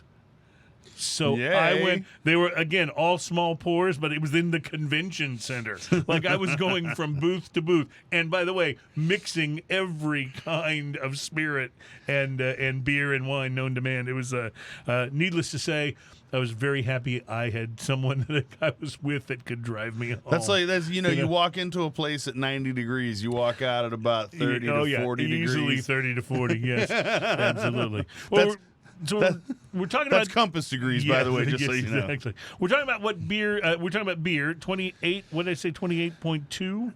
28.2 gallons of beer each year is the average American's beer consumption. And what is the favorite beer in every state? In Alabama, it's Budweiser. And that Budweiser, I'm guessing, is going to be the favorite in a lot of these states because it's a big seller, Budweiser or Bud Light, right? In Arizona, Dos Equis. Oh, interesting. Okay. Is the most popular, and this is based on sales. This comes from, by the way, the same. It comes from the TOP Data Beer Report, doing the most popular beer in every state in the continental U.S., from imported ales to local brews. So whatever sells the most is what they're presenting as the winner. So the Mexican-born beer Dos Equis was also the most popular in Arizona, and it also cracked the top 5, they say, in Alabama, Tennessee, and Texas. So that's kind of interesting. Arkansas goes Budweiser. California goes Budweiser. That surprises me a little because between Los Angeles and San Francisco, you would think there'd be enough. Maybe there's such, and San Diego, maybe there's such a diverse craft beer scene that it's hard to get a consensus. I wonder if so Budweiser wins causes by default. cancer and has been known to cause cancer in the state of California. I don't know. Pretty much everything causes cancer in the state of California. I know, it's amazing. That's why I don't want to live there. That's what I'm thinking. Colorado, the Denver Beer Company is the favorite beer. Coors Light earned the state's number 5 spot, but Colorado Beer, some hometown pride there with their favorite brews. Hold on a second. We're back to commentary. We're back to the commentary. Brian, Wiki Brian says 23 gallons equals 2,944 ounces equals 245 12-ounce beers, roughly 5 beers a week. That's the average? Wow, that's a lot. Yes, he did the I'm math. thinking for an average. I'm not saying 5 it's a lot for beers me. in a week. That is probably less than I drink substantially. Yeah, well, you and I are helping tick that average up, is what I'm guessing. because there are some people who don't drink at all. So they're adding a 0. Which I think, back to the list that we're talking about here, to bring it back, I think the casual beer drinker, guys who aren't that serious about it, they tend to go macro brew because that's all they know. They don't know what else is going on with it. And that appears to be the case in Connecticut, where Bud Light is the favorite. In Delaware, go Delaware. Dogfish Head. All 6 is the people most in Delaware. Popular, right? It's only 6 people, but they love them some Dogfish. Dogfish Head's awesome. It's 6 people, and it's 7 when President Biden goes home for Delaware the weekend. gets street cred for that one. Yeah, big time. That's the best we've seen so far. Of course, we're moving alphabetically. Florida. This surprised me a little. Stella. Okay. Stella Artois in Florida. It's their most beloved beer, but Bud Light and Budweiser do the second and third spots there. In Georgia, the most popular beer is Terrapin. Have you had Terrapin beer? Yes. And what's your take on it? Terrapin makes great beers. Okay, they have the turtle on their. You've probably seen it. If you go to Louisiana, you can get it. You don't generally see Terrapin here in Texas, but if you go in Louisiana, you can get the Terrapin brews. Well, go Georgia. And they have it on tap a lot of times in some of the Louisiana bars. Big supporters of their local brew because it is from Georgia, apparently. Idaho is Budweiser. Illinois, Goose Island. Nice. So even though it now is owned by AB InBev, they're still loyal to Goose Island in their home state. So that's pretty cool. In Indiana, they go Miller Lite. In Iowa, they go Budweiser. Kansas is Coors Light. Isn't that interesting? Right. Because it's not like it's next door to Colorado. It just turns out to be what they like, I guess. Kentucky, Budweiser. Louisiana, Abita. Not surprising. Yeah, Abita Turbo Dog is there. Fantastic. Yeah, it is, and although they're not my favorite Louisiana brewery because it's hard to compete with NOLA and Parrish. And to me, those are like Louisiana's finest. But also they've been around forever. Like they've been around for a long time in the terms of craft for beer. Sure. In Maine, the most popular beer is Budweiser, although Allagash, which comes out of Portland, is in second place. I'm a little surprised, having spent some time in Maine, because they're fiercely independent. I know in Portland, Maine, I was there when the first Starbucks opened in Portland, Maine, and the good people of Portland drove past it every night and threw rocks through the window. No, because they didn't want no national chain, Seattle-based, company coming in and trying to tell them about coffee. So I'm a little surprised that Budweiser or they is number could just not buy coffee there. Well, yeah, they could, yes, but you got to understand, Maine. I lived in Massachusetts at the time, but I had a bit of business in Maine. I was what the good people of Maine referred to me and my other fellow Massachusetts dwellers as massholes. That's what we were called. So anyway, Maryland goes Budweiser. Massachusetts goes Budweiser, which now that one shocks me more than anything because I thought Massachusetts would totally be Boston Beer Company and be Sam Adams. And of course, there's so many great breweries in Massachusetts, from Harpoon to Clown Shoes to there's so many. Budweiser wins in Michigan, and again, talk about a state where there's great craft breweries. Man, Michigan, it's hard to go wrong with breweries in Michigan. Maybe again, it's one of those things where there's so much choice that the macro beer kind of wins by default because the craft beer vote gets split up among all the different craft beers. Minnesota goes Budweiser. Mississippi, Lazy Magnolia. Are you familiar? No. I've spent a little time in Mississippi, not much. If you've never had a Lazy Magnolia, they say you must not be from Mississippi. They earned the state honors, followed by Budweiser. In Missouri, this should be no contest, Budweiser. In Montana, it's Budweiser.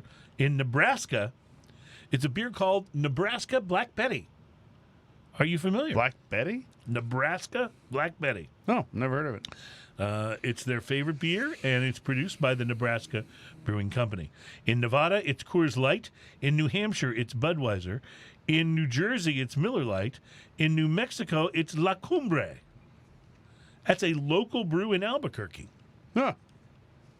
I'm pretty impressed. Oh, I just took a drink of this whiskey. I'm pretty impressed with that, too. What do you think about it? We'll get back to that in a minute because we only got a few more states here. All right. New York, Budweiser. North Carolina, Bud Light. North Dakota, most popular beer is Fargo. I've never had a Fargo beer. Never had a Fargo beer. I've seen the movie and loved it, but I've never. I suppose that's your buddy in the chipper. So good. That movie is so good. Can the Coen brothers can do no wrong. I'm just saying. Such a bizarre. I love how every time they're talking about Steve Buscemi, I don't know. He's just kind of funny looking, like everybody said. Ohio, Heineken. Isn't that bizarre? Oklahoma, Budweiser. Oregon, Budweiser. Pennsylvania, surprise, Bud Light. Ha! Edges out Yuengling, I guess. Wow. I'd like to see what the numbers are on that. Says, while Yuengling may be the most famous beer made in Pennsylvania, it didn't even number against the top 5 most popular beers in the state. It was Bud Light that earned Pennsylvania's top spot. In Rhode Island, Narragansett beer was the winner. It's a local beer and it's their most popular brew, followed by Bud Light, Budweiser, Heineken, and Stella. South Carolina goes Budweiser. South Dakota, Budweiser. Tennessee, Budweiser. All right, Ian, moment of truth. Our home state, Texas. Bud Light. Nope. Am I going to be happier than that? You're going to be happier than Bud Light. Lone Star. That actually makes me a lot happier. I was pretty happy too. I mean, it's certainly not my favorite beer, but it's a drinkable beer. Lone Star buying secrets. First off, drink Lone Star cold because as cold as you can get it, my friends. Because that's the way to drink Lone Star. It doesn't stand up when it's real warm, but it's better than the alternatives by a long shot. Yep. Also, it's cheaper to buy 2 6-packs of Tall Boys than it is to buy 1 12-pack of 12-ounce cans. Keep that thought in mind when you're shopping, ladies and gentlemen. Shopping tips from Ian Barry on Smoking and Toasting.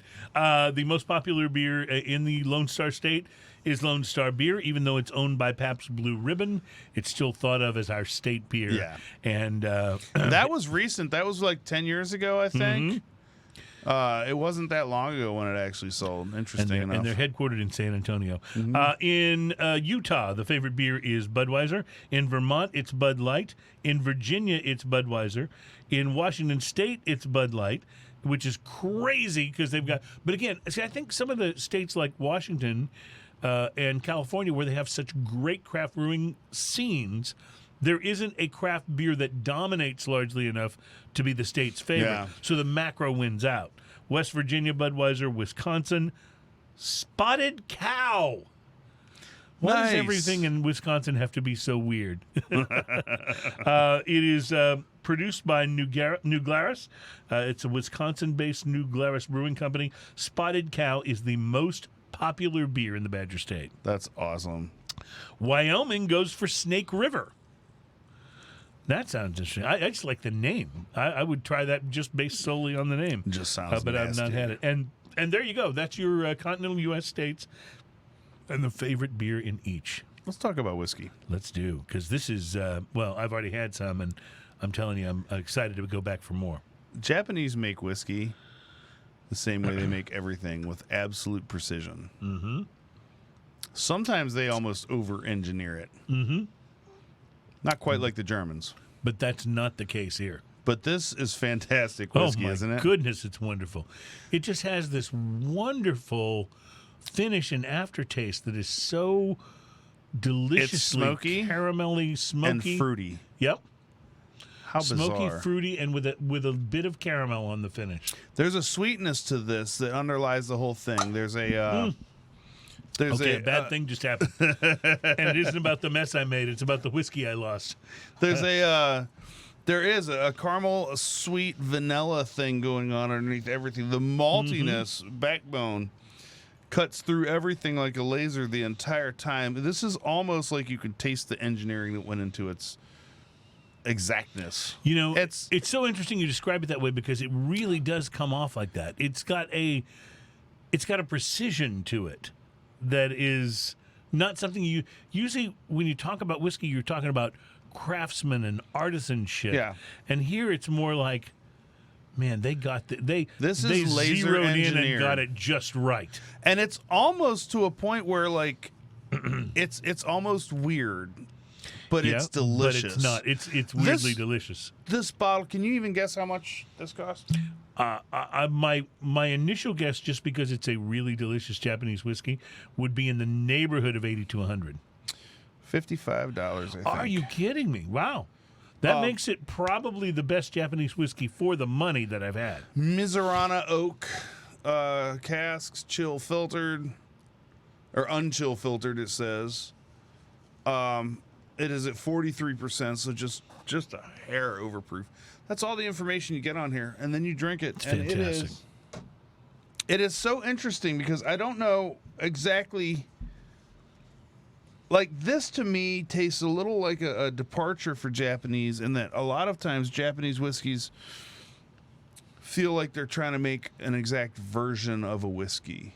And I don't mean that in any kind of bad way. I'm just saying that sometimes they go for this kind of scotch or that kind of scotch. Well, yeah. Well, you talked about it. The Japanese approach things with a certain emphasis on precision. Make and no doubt design. about it. If you taste this, you will think it is scotch. Oh yeah. Okay. Oh yeah. It comes They across. cannot that way. be called scotch, obviously, because it's made in in Japan. Yeah. Right. But this is their version of a Scotch whiskey. I don't feel like they went specifically for an exact Scotch whiskey on this. I feel like they went for the flavor profile. I feel like they added in what they wanted to and what they liked about it. And this has a lot of cool things in it. It has that smoky. It's very impressive. The smokiness is my favorite thing about it. Right off the very top, almost just a kiss of like peat smoke going on. Honestly, yes, but not so much that it comes off as a peated whiskey. That it fills the palate and then comes out of the nose. But there is this sweetness that underlies the whole thing, and it contains cinnamon. It contains vanilla. It contains caramel. It contains malt. It contains so many things going on in this whiskey. So this is really interesting to me because I'm less educated in whiskey than you. But we've been doing this show for a while. You've introduced me to some wonderful things. I've learned to enjoy peated whiskey, but it's still not an area I automatically gravitate to. I've enjoyed some. I've enjoyed it more as I've tried more things. But this, to me, does something that's just almost perfect because on the initial palate, I get all of the things that you've been talking about, the vanilla and the sort of precision whiskey flavors. And then if I stop to enjoy the retrohale, there's this wonderful light to medium peatiness that just goes, oh, yeah. But this is why people like peated But it's whiskey. a smoky peat, and it's not into the realm of what people like to call medicinal or Band-Aid. It's actually just a light. But it's just very enjoyable. It's just a light, delicious flavor. Imagine peat being a spice. Mm-hmm. This is like having just a kiss of that spice. But you get it more. But it's very present. But you get it more on the retrohale than you do on the for palate. instance, having a big jalapeno flavor without the big jalapeno heat. This does that with the peat. Speaking of jalapeno, I just have to mention this. You were running sound for an event a couple of weekends ago. The Montrose Beer and Gun Club Chili Cook-Off that we have every year. I run sound for it every year. I think we talked about it. And it was one of those things where you pay like a $20 ticket at the gate, and then there's food stations set up with different food trucks or restaurants or whatever from around the city that come in and do a booth and serve their one thing. There was one. I was there because one of my wife's friends was performing. The place that had the jalapeno tamale. The tamalapeno is what they call it. Oh my God! This was a half a jalapeno roasted. Yep. And then a tamale kind of laid into with it, tamale on top. Oh my God, that was so good. So good, it'll make you take back stuff you didn't even steal. It was unbelievable. Well, this whiskey was just kind of reminds me of that in a way, even though it's crazy windy here today. Even though we are not, it's not a spicy whiskey, but it's just got all these different things going on, and then you get a completely different thing on the retrohale, which is where the peat comes in. I like this and then very much. aftertaste-wise, crisp, clean mineral water. So much going on in this whiskey. It's a good whiskey. Wow, very nice. Well, thank you for bringing that in. It does that. KAIYO, KAIYO. If you're looking for this, is this fairly easy to find? I've seen it at Specs. I've seen it at the bigger liquor stores. Okay. I don't know that your small independents, unless they have a particular penchant for Japanese whiskey, may or may not have it. I don't know how ubiquitous it is either, because I haven't shopped for it. Like I said, this was a gift. And you're telling me this is well under $100. This is in the 50s. This is $50 to $60, I think, almost anywhere you go. Totally worth it. And fantastic. Totally worth it. And the bottle's real nice, too. Like, if you're into a Japanese whiskey, if you just want a Japanese whiskey on the shelf, this one is interesting enough. It's the right price point, and it's a fantastic example of it. Well, that would be a candidate for America's, or for the world's most underrated whiskeys. We will present this list to you coming up here. It's from Forbes.com. So it's not the Rob Report, but almost, So right. Forbes.com. So we'll be presenting you this list of the most underrated whiskeys in the world, and we have something else to taste. Hoppin Frog Brewing Company's Repeat American Imperial Brown Ale. And as if all of that wasn't enough, it's just about time for drinking news. Oh, yeah. We'll be right back. It's Smoking and Toasting. Just about time.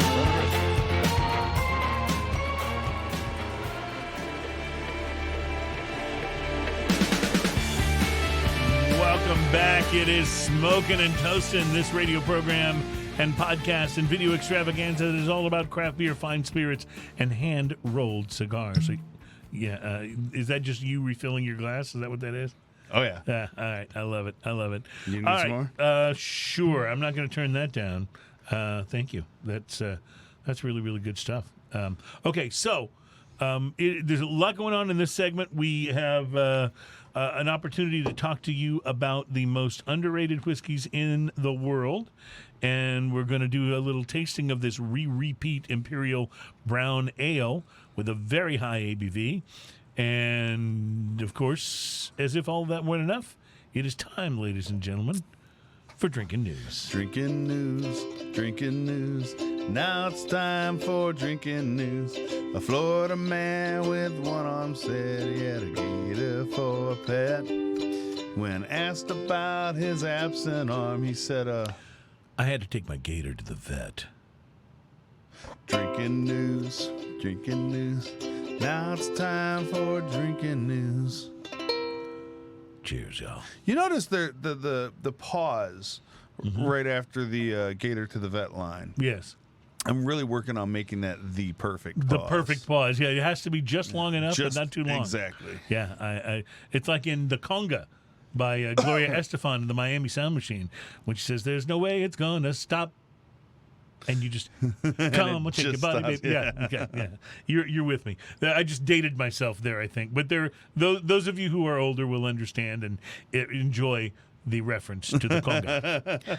All right, drinking news for episode number 257. Let me remind you, those of you who are the Smoking and Toasting faithful, that drinking news is a story that we gather from somewhere that actually happened, or at least was reported on by the legitimate news media. Not a story from The Onion or from National Lampoon, but something that was at least thought to have really happened and achieved some level of media coverage. These are not always, although they are occasionally, stories about drinking, but they are always stories that are best consumed if you have been drinking. And we're drinking Japanese whiskey, so this works out perfectly for me. An unidentified hiker, all right, who may or may not have been a Florida man, ventured out to explore Mount Elbert, Colorado's highest peak, last week, and did not return by the end of the day as planned. A person who was worried about the man's safety called the authorities to report him missing. So first, emergency responders with the Lake County Search and Rescue Team in Leadville, about 100 miles southwest of Denver, called the hiker's cell phone, according to officials. The call was declined. The rescue team kept trying, but repeated calls and texts to the hiker's phone went unanswered. So a team of at least 8 launched a pair of hours-long searches, only to eventually be notified that the hiker had safely returned to the lodging location that they'd started out at by the next day. When they finally came to the lodge and located the hiker, the man told the rescuers that he was not aware they'd been looking for him. Despite the fact that he was well overdue and his friends were very concerned that something bad had happened to him, the hiker told authorities that, his phone had been buzzing repeatedly, but he declined each one of the calls because they were coming from a number he did not recognize. Thanks, spam callers. Yeah. The incident has led the Lake County Search and Rescue Team to share a lesson for hikers. If you're overdue, according to your itinerary, and you start getting repeated calls from an unknown number, please answer the phone. It may be a team trying to confirm that you're safe, the department has said in a statement. Recent rescues by the department have included a number of hikers who had broken bones and weren't able to make their way back to their campsite, and a 75-year-old woman who was found hanging from a tree. Oh! Don't ask me. So if you're hiking and you're overdue and you actually have something other than AT&T and you've got service, you might want to answer the phone if it keeps ringing. It could be rescuers trying to find you. Or it could actually be that your automobile warranty is about to expire, and we all know how important that call can be. Or it might be Ann from Account Services. It could be that someone calls you and says, hey, we'd like to rescue you, but first you have to send us your bank account information. That's exactly right. All important calls to take, I'm just saying. And that is your Drinking News, Drinking News. Now it's time for Drinking News. Cheers, y'all. I was going to try to see if the cheers, y'all, would sound any different if I took a swallow of the whiskey right before I said it. Oh. If it would give me any of that Would it gravelly give you that whiskey voice? Yeah, I don't know. A little bit of that Greg Allman going on. Yeah, Greg Allman. Yeah, that'd be good. I read an interview with Greg Allman where to get his blues voice, he used to hang his head out of the tour bus and just start yelling at people on the way to the show. Yeah. Hey, yo! I'm getting my whiskey voice. That was pretty funny. Fun times. Well, thank you guys so much for joining us here for Smoking and Toasting. Ian, I think we'll get to the world's most underrated whiskeys, but first I think we should try. These little cans are just like beckoning to me. They're adorable. Tell me what you can find from the can information here. There's not a lot of information on here. Hoppin' Frog, happy 34th anniversary, re-repeat 3 times. Mm-hmm. American Imperial Brown Ale, 15.6 alcohol by volume. That's a lot for a brown ale. Let me just tell you. 8.45 ounce can. This is the same can. Remember the like you get the original. What do you call it? The original. Red Bull? Energy drink Red Bull. Yeah, that's what I was thinking about. It's the tiny Red Bull can. Well, I'll tell you, at 15, would you say 15.8? 15 point. I've never had a brown ale with that high of an ABV before. 6. Yeah, 15.6. Brown ales are usually around the 8% tops. Sometimes Brown even ales less. can vary. This because if you get like a what is the one that's super popular that Newcastle makes one, and I think it's at 6%. Yeah, 5 or 6. Yeah, exactly. So this should be a very interesting. We're obviously opening 2 of these, so I'm not going to. That's why I brought 2. Yeah, conservatively. That's why I brought 2. Although at 15.6%, yeah, just be warned. Pass that over to Adam. And here we go. At 15.6%. Wow. Okay, so I've never gotten a nose on a brown ale that's anything like this.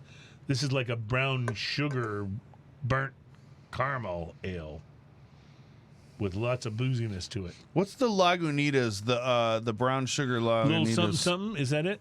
Is it little something something? It has some of that. Yeah. Kind of smell to it. But it's got a real distinct booziness to it, too, just on the nose. Yeah, you definitely kind of get that. It also has there's a little burnt toast kind of thing going on. Mm-hmm. And dark fruits, like fruitcake fruits. Like a turbinado sugar. Yeah, dates. And this is just the nose. I haven't even tried it yet. This isn't even the taste, it's just the nose. Well, go for it there, my friend. I'll let you go first.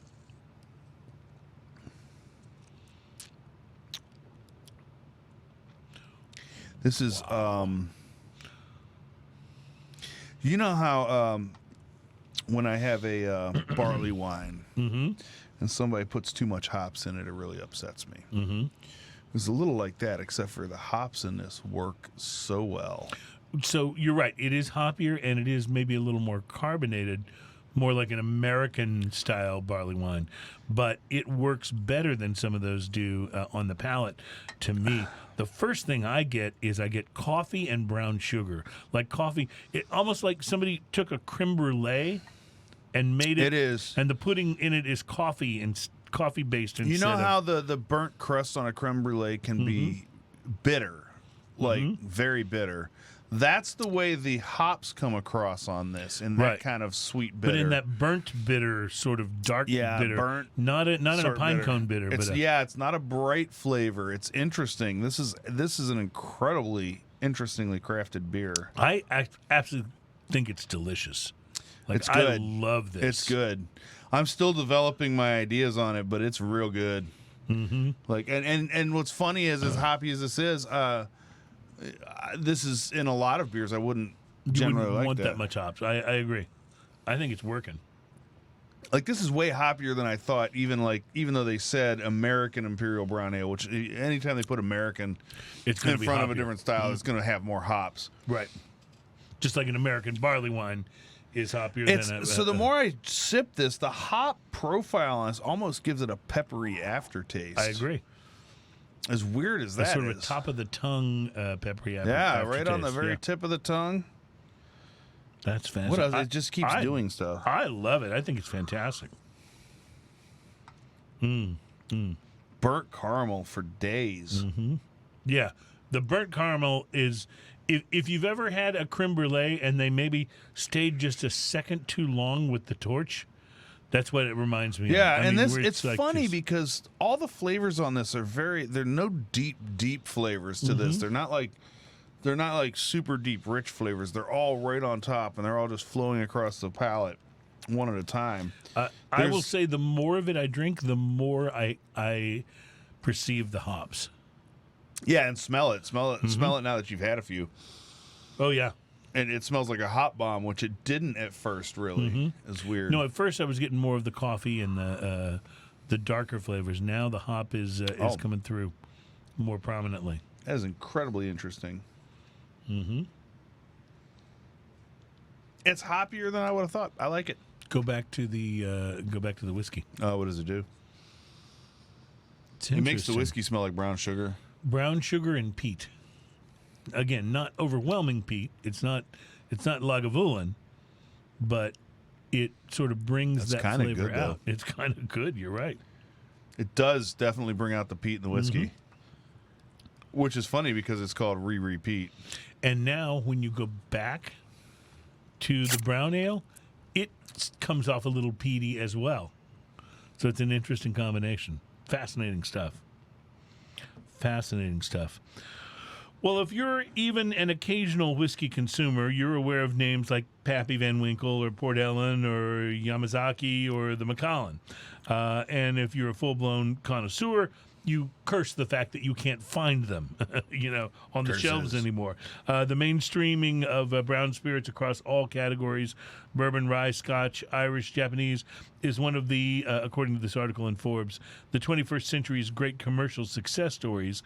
But all this liquid, of course, takes time to mature. So it means that in the whiskey business, supply effectively lags demand by several years and sometimes several decades. No distillery in the late 90s was laying down the liquid necessary to satisfy the thirsts of today. Yeah. So that's why it can be so hard to just find some of these things, because there aren't enough bottles to go around. The craft brewing and distilling industry has just boomed. I think people are just more aware that there's more than your standard big standard Captain Morgans and Clan McGregor's and things like that. Like, they understand that there's a lot of flavors out there within a category. Well, I think I'm going to love this article because it says for every bottle of Pappy 15, there's a bourbon of comparable quality that costs a tenth as much. All right, now you're speaking my language. Yeah, buddy. May even be collecting dust as you read this. The experts know that, and now so do you. What follows here is the industry's top-selling authors revealing a bar full of underrated gems. All right, everybody out there, don't listen to this because I want to be able to buy some of these. All right, here you go. Glen Scotia. So good. I have a bottle that has about an inch left in it on my shelf, and it is so good. It tends to be overlooked in favor of other whiskeys. It's like $60. But they're saying Neil Ridley, author of The World of Whiskey, says it's like no other whiskey he's ever tried. It is incredibly unique in the whole world of Scotch. And what did they have a price on it? I think it's right around $60, right? I think that's right, yes. Yeah, it's $60. amazing. Yep, absolutely. 52 for the double cask. Yeah. Is amazing. the suggested retail. And then we come to Speyburn, the 10-year single malt Scotch at $34.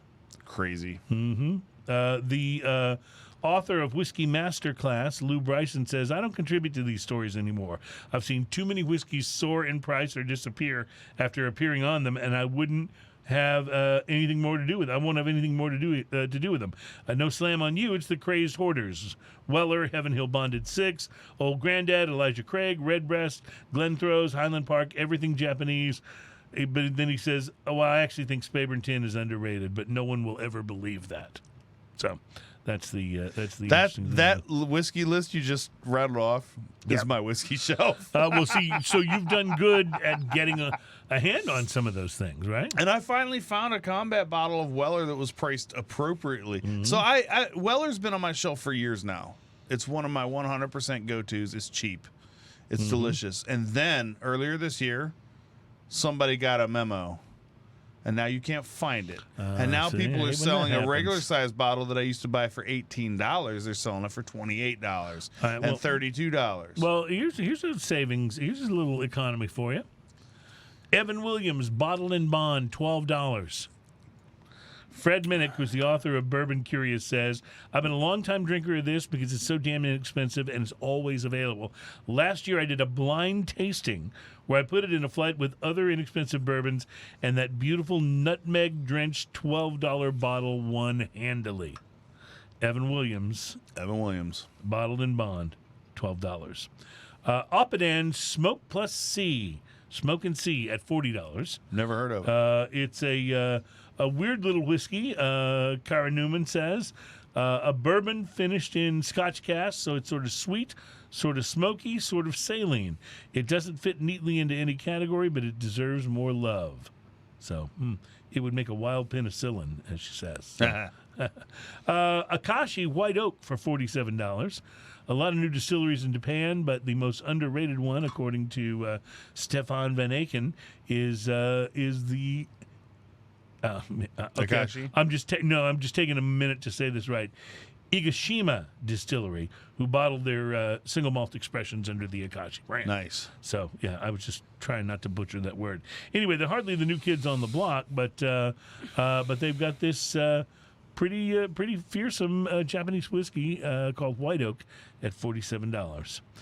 Bell Mead Sherry Cask Finished Bourbon. Have you had this? Yes.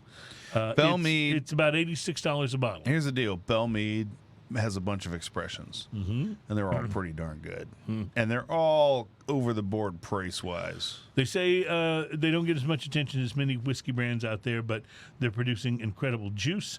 I'm partial, Cat O'Dell, the author of Day Drinking, says, to the sherry barrel expression because I love spirits with nutty umami notes. Let's talk about that for a second. Glenmorangie, sorry, I'm pronouncing that wrong. La Santa. How great is that? Is under $50. Yeah, and you would not think it would be. Now, I want to tell you, a few years back, it was $65. I have no problem paying that. Under $50 for Glenmorangie La Santa. Go buy it now. It's so good. It really is. And how good is the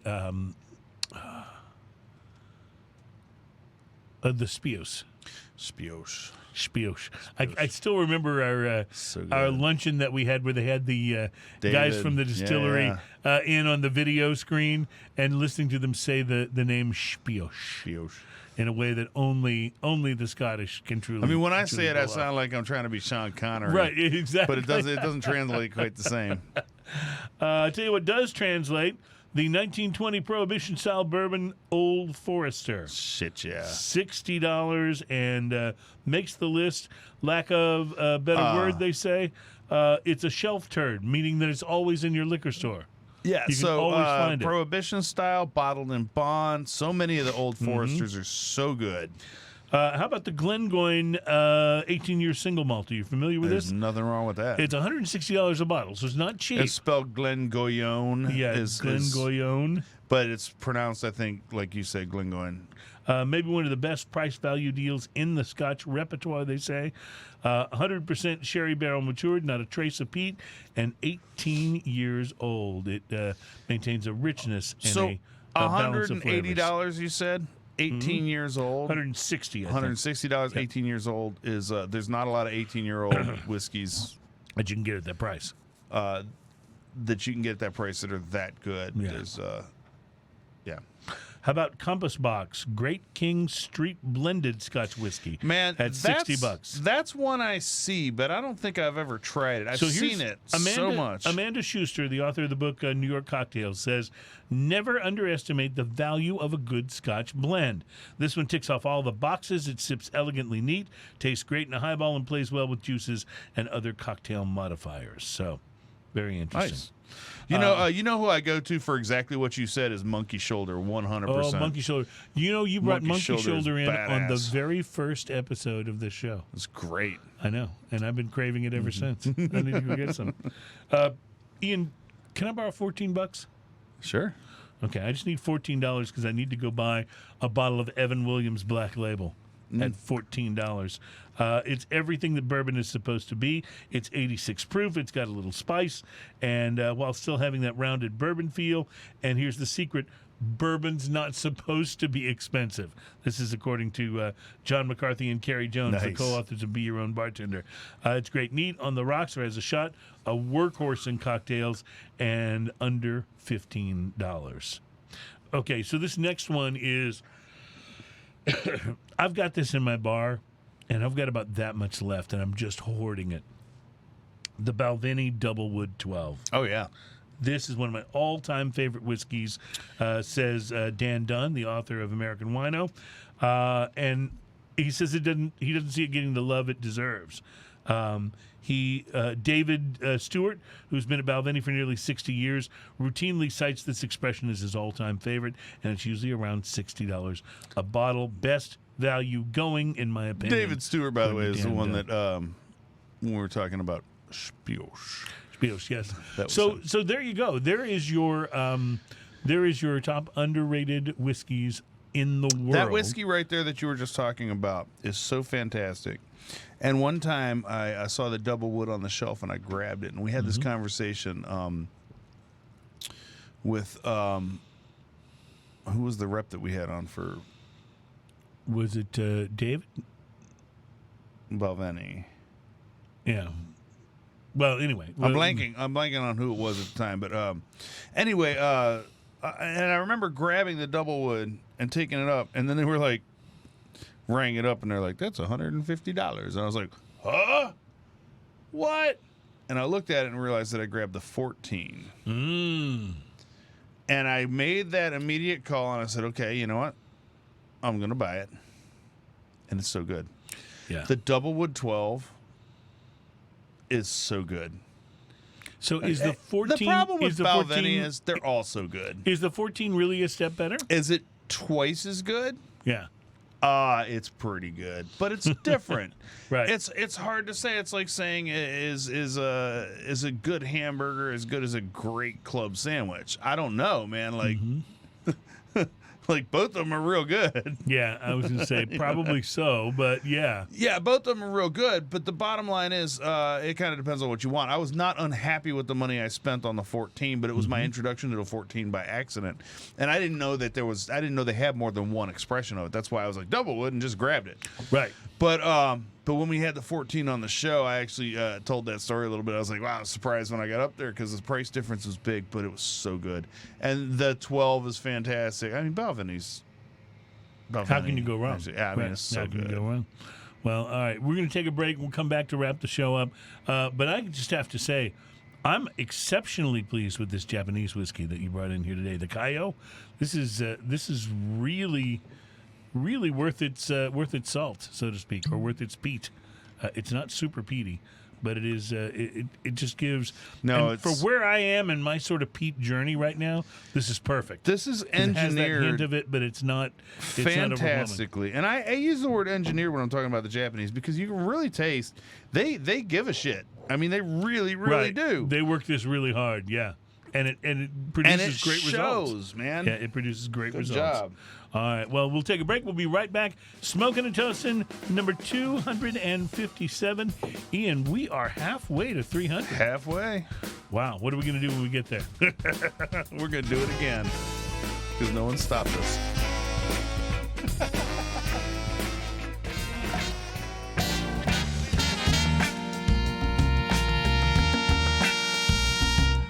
Welcome back. It is Smokin' and Toastin'. This program is all about craft beer, fine spirits, and hand-rolled cigars. We are brought to you by the fine folks at mycigarshirts.com. Check them out online for cigar shirts and hoodies and sweatshirts for people who love fine cigars and the people that love them. Mycigarshirts.com because... Cigars. Yeah. Speaking of cigars, some cigars to watch for. There are certainly a few fat cigars to be found throughout the many versions of the non-Cuban Cohiba brand, but only one has crossed over into the gargantuan 70 ring gauge territory, and that is the one that General Cigar has just added, the 7x70 Cohiba Blue, the largest Cohiba the company has ever released. 7 inches long by 70 ring gauge, and it brings the Cohiba Blue now to 6 sizes. These are humongous cigars, and they have just shipped to retailers this week. And they're enormous, but they're only $15. So you're expecting Cohiba to be, a little pricier than some other brands. So only $15 for this pretty enormous cigar, I think is a pretty good deal. Might want to check those babies out if you're like Ian and you're ready to go float on the river and have yourself a gargantuan cigar. So, Cohiba Blue, I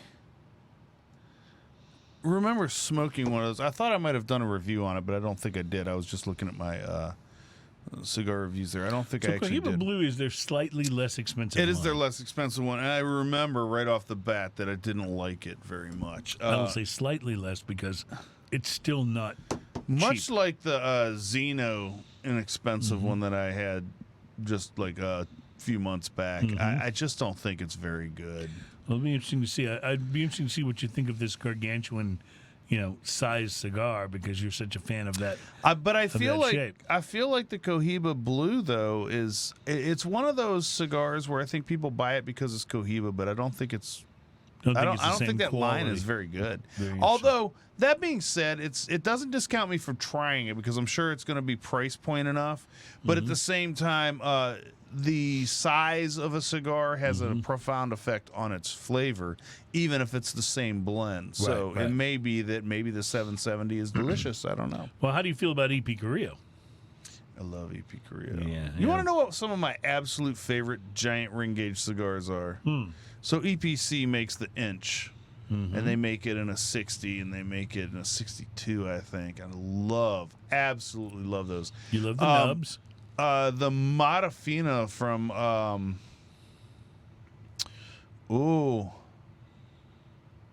Brandon is the rep. I'm blanking on the name of the cigar company.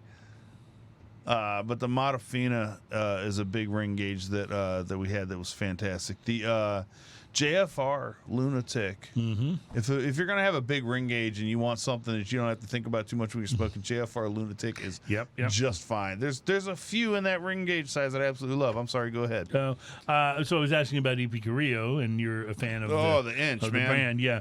Well, there's a new Ipi Carrillo that went out to retailers just recently. It's a slender Lonsdale of their family-themed cigar brand La Historia. Okay. It's the Parientes, which is Spanish for family members, and it measures 6.5 by 43. So here's the opposite of the of the big inch long cigars. Anyway, it's covered in a dark Mexican San Andres wrapper, and the binder is Ecuador Sumatra, and the filler is all Nicaraguan. La Historia is a great cigar. I'm a bit of an EPC fanboy, though. Like, I don't know. I like their blends so much, and I like a lot of their blends. Well, they have also a limited production short-run Retro 2021 line, which shipped earlier in the summer.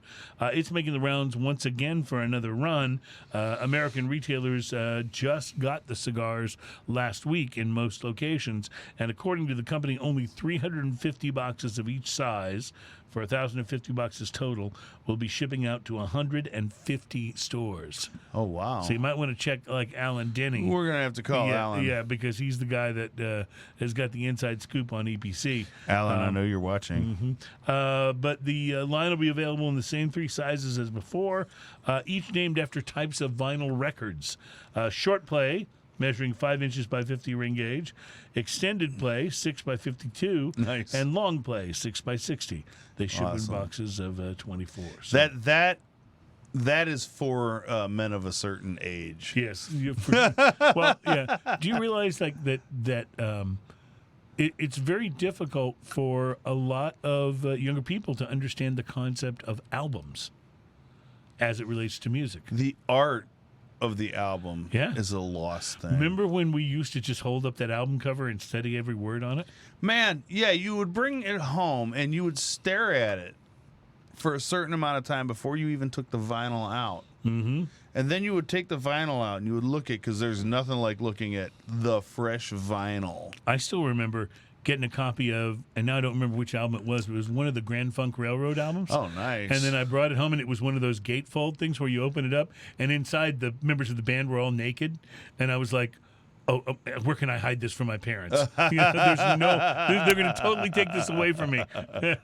The band members are all naked. What are they doing? Grand Funk Railroad. They're killing me captain. over here. Yeah, great band. Oh, so anyway, well, Ian, this has been a really fun episode of the show for me. Has been. We had a beer we didn't like, which is actually... That we both didn't like. You got to go unusual. some to find a beer that neither of us like. You know, you got to really almost work on that, especially from a respected brewery like the guys at Elder Pine. I mean, those guys, they're a heavyweight. You know, so very, very interesting. I tend to think on that beer that neither one of us like. That might be a style that just has a niche that neither one of us fit in. Yeah, there could be people that just totally and love there might it, be people that go, this is the bee's knees. And for me, it's just not. Well, and then we had, of course, a great IPA, and this American Imperial Brown Ale is what a sensation. And the whiskey you brought in, just wonderful. I know, I keep drinking. Absolutely wonderful. I know, I do too. Want to say thanks to Adam on the Wheels of Steel for setting us up today. Thanks to Mary for booking the show. Thank you to OnStart, Bruce Stark, who sent us a wonderful gift. What a great dude you are, Bruce. Thank you. We appreciate you so much, and we appreciate you always being here and always being on the comments, Bruce. I think it's really a dead heat between Bruce and Wiki Bryan as to who offers up the sauciest comments on the comment every week. So thank you, Bruce. That was very, very cool and unnecessary, but I will smoke them and think of you. Have a wonderful week, my friends, and thank you for joining us for this show. On next week's program, we're going to get excited because Omar from Mountain Fork Brewing will be joining us. And we've never had Mountain Fork on the show before, so this is an exciting experience for all of us. So thank you and have a wonderful week. And remember, wherever you are, whatever you do, cheers, y'all. Cheers, y'all. Yeah.